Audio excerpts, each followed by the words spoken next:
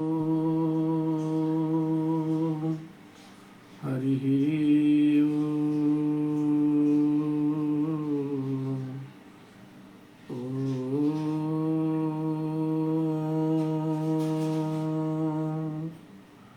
हरिः ओम।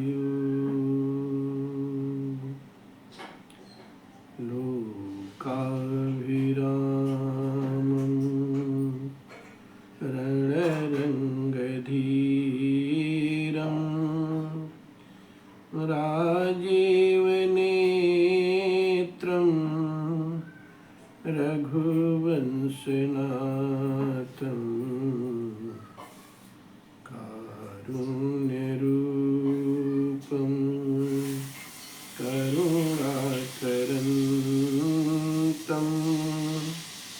श्रीरामचन्द्रं शरणं प्रपद्ये। श्रीरामचन्द्रं शरणं प्रपद्ये। श्रीरामचन्द्रं शरणं प्रपद्ये। श्रीरामचन्द्रं शरणं प्रपद्ये। श्रीरामचन्द्रं शरणं प्रपद्ये। बोलिए राघव सरकार की जय। ओम। बंधुवर, आज की ये जो कथा है श्री वाल्मीकि रामायण से आधारित और भगवान राघवेंद्र की कथा नारद जी और सनत कुमार जी का संवाद है। सुदास या सोमदत्त नामक ब्राह्मण को राक्षसत्व की प्राप्ति तथा रामायण कथा श्रवण के द्वारा उसका उद्धार।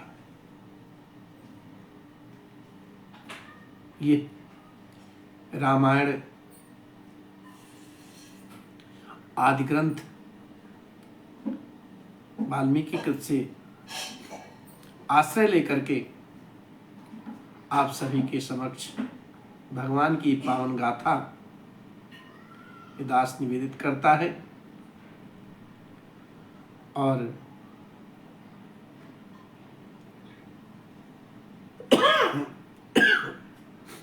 इसमें सिर्फ यही आशय है मेरा कि आप सभी जन भक्ति भाव से सुने, श्रवण करें, भगवान के उत्तम चरित्र का जो प्रभाव है वो अपने जीवन में उतारें। प्रसंग है नारद जी और सनत कुमार जी के मध्य में बाद जो संवाद हुआ है वही प्रसंग आपके समक्ष निवेदित करता। रामायणं केन प्रोक्तं सर्वधर्म फलप्रदं प्राप्तः कथं गौतमेन सौदासो मुनिसत्तमम्। रामायण प्रभावेण कथं भूयो विमोक्षितः। रामायण प्रभावेण कथं भूयो विमोक्षितः। सनत कुमार जी महाराज जो है ना, सनत नंदन सनत कुमार सनातन चार मुनिश्रेष्ठ नारद जी के द्वारा राघवेंद्र सरकार की पावन गाथा सुनते हैं, उसका महात्म्य समझते हैं और फिर पूछते हैं। संत कुमार जी ने पूछा है नारद जी से, हे मुनिश्रेष्ठ, संपूर्ण धर्मों का फल देने वाली रामायण कथा का किसने वर्णन किया है? सौदास गौतम द्वारा कैसे स्थापित हो गए? फिर ये रामायण के प्रभाव से किस प्रकार से वे शाप मुक्त हुए। यदि आप हम पर अनुग्रह करें, आपकी बड़ी कृपा होगी।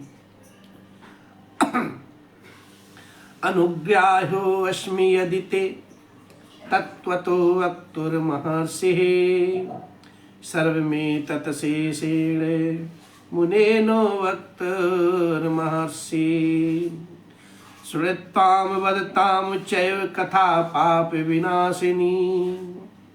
हे मुने, यदि आपका हम लोगों पर अनुग्रह हो, कृपा हो, तो सब कुछ ठीक ठाक बताइए प्रभु। इन सारी बातों से हमें अवगत करवाइए, क्योंकि भगवान की जो गाथा है, कथा है, इसमें वक्ता और श्रोता दोनों के पापों का नाश करने वाली है।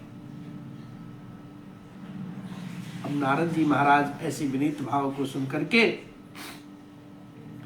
कहते हैं, शृण रामायणं प्रिय यद वाल्मीकि मुखोद्गम उद्गतम नावान्ना खल श्रोतव्यम रामायण कथामृतम। नारद जी ने कहा, हे ब्रह्मन, रामायण का प्रादुर्भाव महर्षि वाल्मीकि के मुख से हुआ है, तुम उसी को श्रवण करो। रामायण की अमृतमयी कथा का श्रवण 9 दिनों में करना चाहिए, ऐसा विधान है। अब कथा नारद जी महाराज सुनाते हैं, कहते हैं, आस्ते कृतयुगे विप्रो धर्म कर्म विशारदः सोमदत्त इति ख्यातो नामना धर्म परायणा। सतयुग में एक ब्राह्मण हुआ करते थे, जिन्हें धर्म कर्म का विशेष ज्ञान था। उनका नाम सोमदत्त था। वे सदा धर्म के पालन में ही तत्पर रहा करते थे।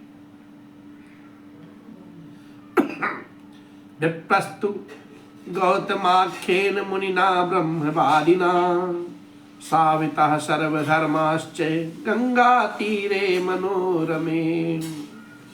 पुराण शास्त्र कथनैस्तेनासौ बोधितो अपि च श्रुतवान् सर्वधर्मान् वै तेनोक्तान् निखिलानपि। वे जो ब्राह्मण सौदास नाम से भी विख्यात थे।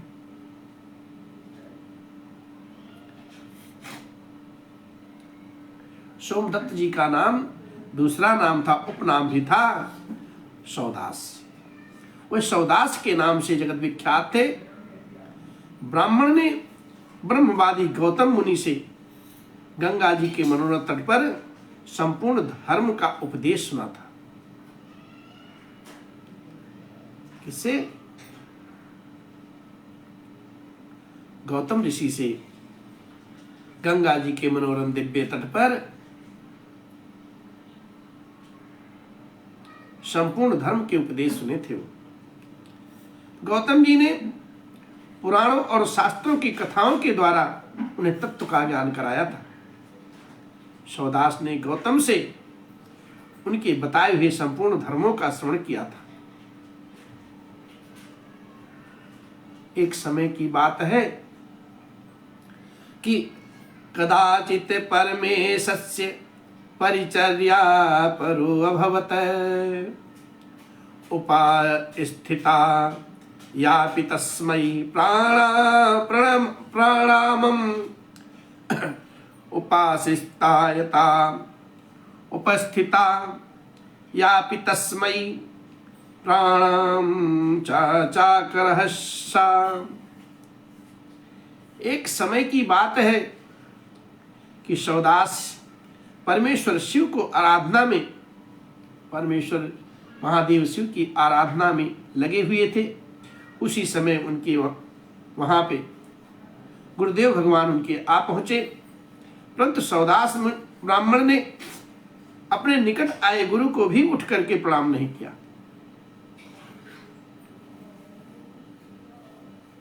एक कथा मानस जी में भी बाबा तुलसीदास जी ने लिखा हुआ है और जब उन्होंने अपने गुरु जी को उठ करके प्रणाम नहीं किया तो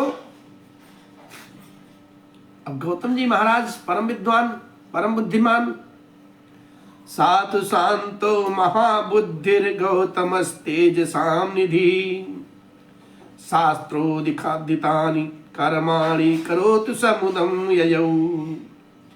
परम बुद्धिमान गौतम जी की जो तेज थी, अपार तेज के भंडार भरा हुआ था गौतम ऋषि में, वे शिष्य के वर्ताव से रुष्ट ना होकर के शांत ही बने रहे। उन्हें यह जान करके प्रसन्नता हुई कि मेरा जो शिष्य है वो शास्त्रोक्त कर्मों का अनुष्ठान करता है, किंतु जहां संत की निंदा हो वहां भगवान रुष्ट हो जाते हैं। इसलिए जानबूझकर भी अपने गुरुदेव भगवान, संत भगवान की निंदा, अवहेलना, अपमान नहीं करना चाहिए। वो होता क्या है, यस्वर्जितो महादेव, यस्तवर्चितो महादेव, शिवः सर्व जगत गुरुः, गुरुर्वज्ञाकृतं पापं राक्षसस्तेव नियुक्तवान्, उवाच प्राञ्जलिर्भूत्वा विनयेषु चाकोविदः। किंतु सवदास ने जिनकी आराधना की थी वे संपूर्ण जगत के गुरु महादेव शिव, गुरु की अवहेलना से होने वाले पाप को सह ना सके और वे रुष्ट हो गए और उन्होंने सवदास को राक्षसी की योन में जाने का शाप दे दिया। तब विनय कला कोविद ब्राह्मण ने हाथ जोड़ करके गौतम ऋषि से कहा। अब सवदास विप्र जो है हाथ जोड़ करके अपने गुरु भगवान से कहते हैं, भगवान, अरे भगवान सर्वधर्मज्ञ सर्वदर्शिन सुरेश्वर, क्षमस्व भगवान सर्वम अपराधः कृतो मया। ब्राह्मण सवदास बोले, संपूर्ण धर्मों के ज्ञाता, सर्वदर्शी सुरेश्वर भगवान, मैंने जो अपराध किया है वो सब आप क्षमा कीजिए हे प्रभु। अब गुरुदेव भगवान जो गौतम ऋषि हैं वो बोलते हैं, कहते, अरे उर्जे मासे सीते पक्षे रामायणम कथामृतम नावनाचयो श्रोतव्यम भक्ति भावेन शारदम। नहीं, उर्जे मासे सीते पक्षे रामायण कथामृतम नावानाचयो श्रोतव्यम भक्ति भावेन सादरम, नात्यंतिकम भवेतद् द्वादश शब्दान भविष्यति। गौतम ऋषि जो गुरुदेव भगवान सवदास ब्राह्मण के थे, गुरुदेव भगवान गौतम जी, उन्होंने कहा, हे वत्स, कार्तिक मास के शुक्ल पक्ष में तुम रामायण की अमृतमयी कथा को भक्तिभाव से आदर पूर्वक श्रवण करो। इस कथा को 9 दिनों में जो सुनना चाहिए, ऐसा करने से वह साप, ये साप अधिक दिनों तक नहीं रहेगा, केवल 12 वर्षों तक ही ये श्राप रहेगा।